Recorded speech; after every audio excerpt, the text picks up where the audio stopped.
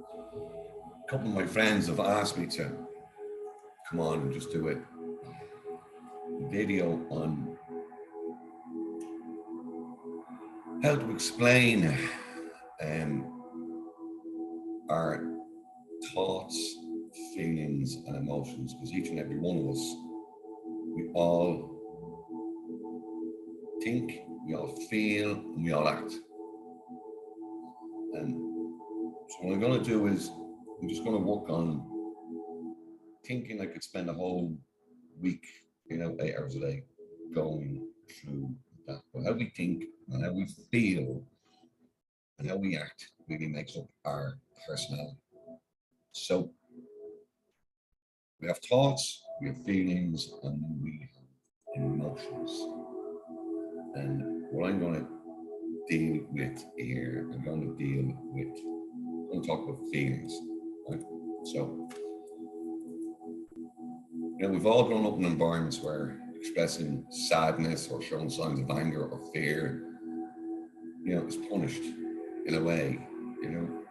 We've all experienced or witnessed a situation, where, a crying child is told you know, by their Irish mammy or their Irish daddy, shut up or I'll give you something to cry about. And immediately as children, we're, we're training ourselves to stuff those feelings down to avoid punishment. And as a result, as children, we might end up denying ever felt that feeling or the pain associated with that feeling. So as we go on and we progress through our lives, with that kind of denial can lead us to suppression, you know,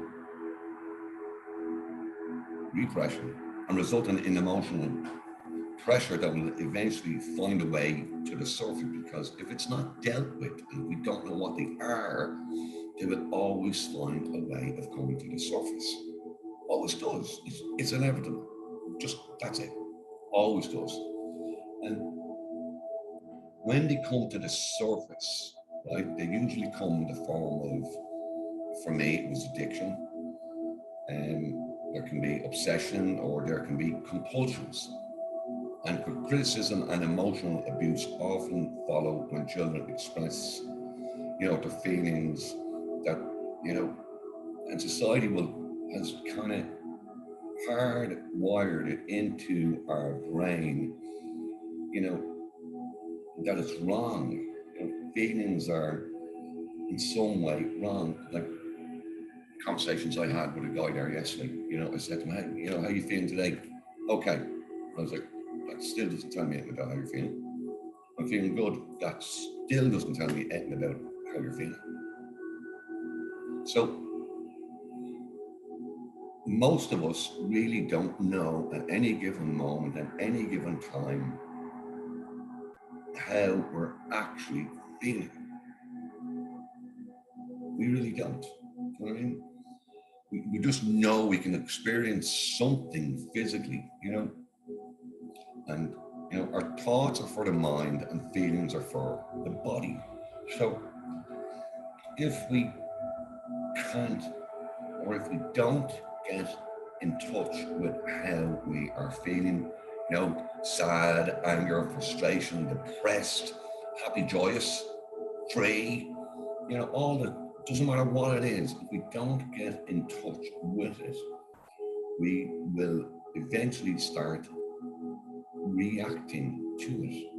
And I said that can come out in the forms of addiction, compulsion, compulsive behaviors, and overreacting. And, just, we might have gotten away with it as children, but not as adults. Some adults might get away with it, but it'll always manifest itself in behaviors, and generally not good behaviors. But the great thing about feelings is that, for me, every feeling that I feel now, doesn't matter doesn't matter what it is, happy, sad, great, all that stuff. they're all good. They always teach me something. You know, if I'm feeling threatened, man, that's a feeling. I know I'm not feeling safe. Why am I not feeling safe? You know, it could be an environment that I'm in. I'm after getting myself into a dodgy situation. But every feeling is there to teach me something, something that needs to be changed or something that's going well. They're always there to teach us something. So, I mean, girls are told that expressing feelings of anger is unattractive. You know, and if girls express their dissatisfaction, they're told that they aren't feminine, they're not being girly. And they can be cast out of social groups when they don't, you know, adhere to the flow of the group, you know, and thereby taught only to show feelings that they are acceptable. We need to have acceptable feelings for girls, you know, such as sadness, but not too much sadness. Not too much. Too much sadness can lead to crying, which also may not be allowed, could be frowned upon. Girls may seem to be accused of crying only to manipulate those around us and manipulate situations, manipulate lovers, manipulate so many different things. You know, just, you know, and it seems that for both boys and girls, exhibiting feelings is a losing situation. You know, both children and adults are even told that it's immoral to experience feeling bad. You know, this is especially true if we feel angry. Furthermore, our society tells us we're ill if we become depressed. Now, I don't buy that. You know, and I'm reading stuff out here that is it's a book that really helped me get in touch with my feelings. You know. Anyway, and if we bury those feelings and deny ever having them, do you know what I mean?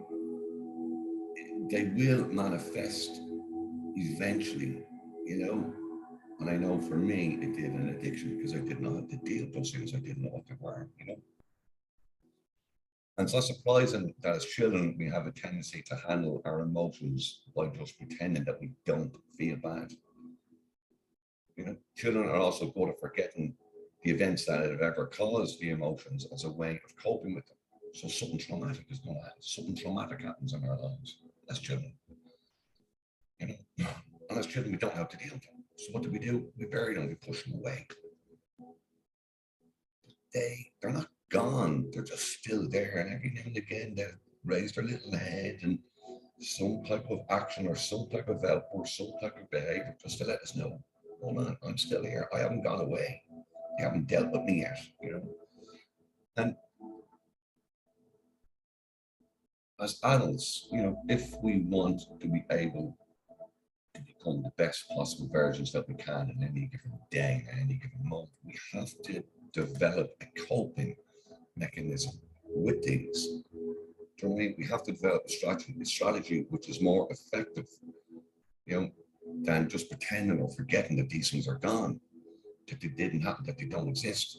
You know, and if we don't develop them, we have to cope with all of the old emotions that we had as children, and they can all pile up inside us, as well as all the new ones that we actually have to deal with today. So, but we have to get in touch with those feelings. We have to find out what those feelings are. You know, the feelings lead onto emotions. And typically we handle our emotions through a process of distracting, about focusing our attention on something else, anything else besides the feeling or the emotion. Something like food, drugs, alcohol, you know, anything to stop us feeling the way we feel.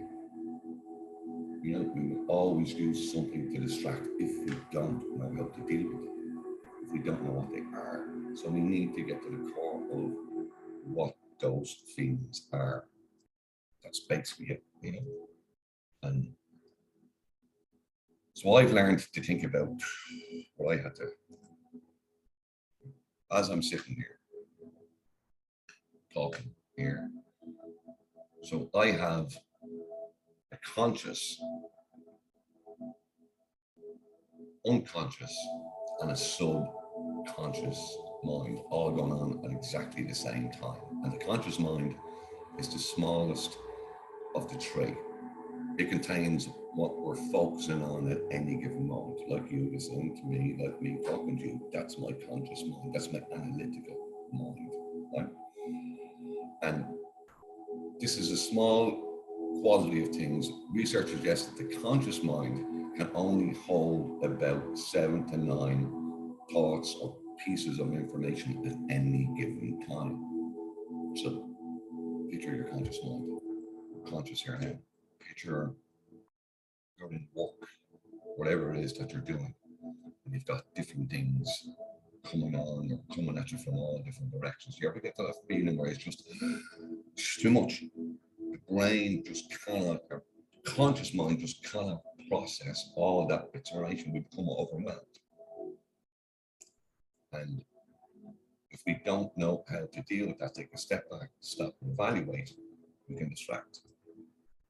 We can start thinking of other things and become unfocused on the job at hand, So the conscious mind is good at analyzing those few things and can be quite logical, given enough training and information. We call this being irrational. So that's where all the rationalization comes in. It all comes in the conscious mind, the here and the now. Right? If a tiger comes through that front door of mine, my conscious mind is going to say, go, run, flee, go.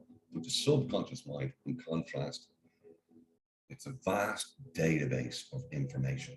It contains the sum of all our experiences, everything that has ever happened to us in our life. It's all there.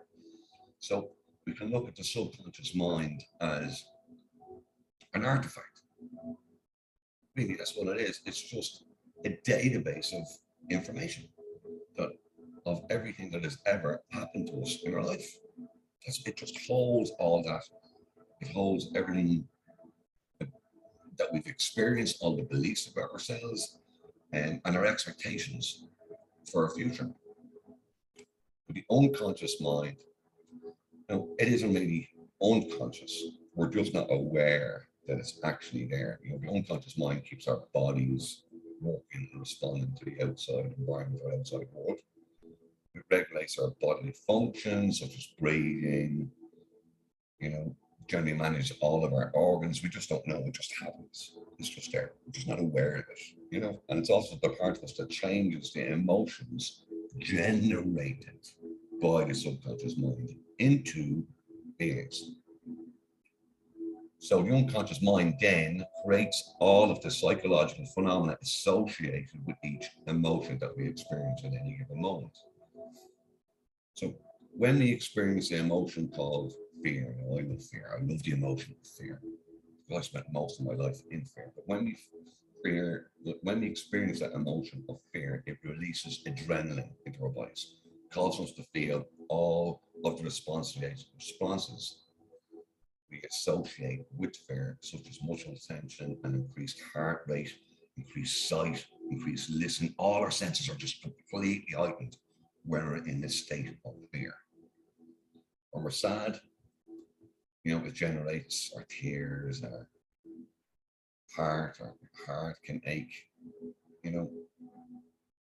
But in short, it translates our emotional states into physical feelings, which explains why we refer to as emotions as feelings.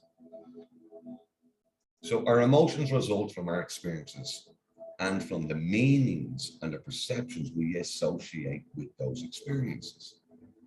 So, emotion is pure motivation. It's a psychological pressure to act, to do something. And an emotion, if we break it down, emotion, it's energy in motion. So when we suppress our feelings, we're suppressing the motivation, we're suppressing the movement of that emotion. It's going to go somewhere, and this pressure, it's always inside us. So we have to do something about it. If we don't, we have bad behaviors, bad consequences, bad outcomes. So we have to do something about it. So we suppress our feelings by directing our attention away from what is actually bothering us to something else, using something that we find pleasant or have found to be pleasant in the past. So an example is the common behavior of feeling down and then eating. I feel down, I'm going to eat. Other people may feel bad and distract themselves with television, a movie, a drink, or even prescription or non-prescription drugs, anything to distract ourselves. So learning about your feelings, takes us out of this habitual behavior of distracting, and it can take us also out of our addictions, and I'm going to do this every morning for the next 2 weeks, and I'm going to teach you how to identify each and every feeling that is going on with your body. So remember, as I said, thoughts are for the mind and feelings are for the body. And there's times when we get into situations that our body knows how to feel better than our mind. It's like it's on an automatic pilot. It's all from learned behavior, from past experiences and past emotions. So I'm going to do that every week or every couple of days. I haven't decided yet, but I decided this morning just to make a start. And this is for you guys. It's know who you are, and we shall chat to you soon.